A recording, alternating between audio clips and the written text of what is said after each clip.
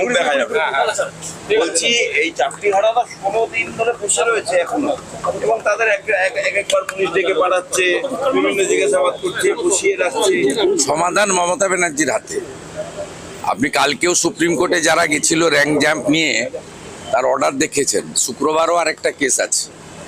Stand তো খুব clear.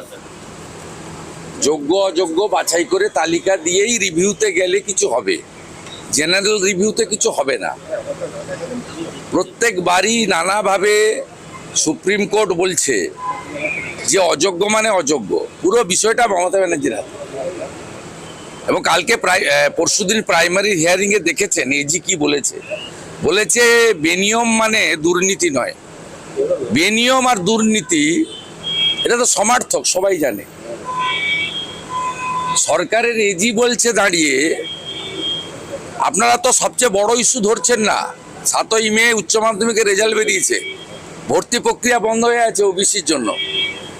DA, OBC 26,000, আর আসছে প্রাইমারি। এই চারটাতেই পিসি।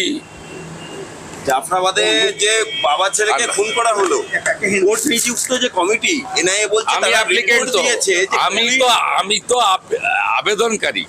শনিবার কোর্ট খুলে মহামান্য কোর্ট যে আবেদন গ্রহণ করে ফ্যাক্ট ফাইন্ডিং কমিটি করেছে, তার 1 নম্বর অ্যাপ্লিকেন্ট আমি।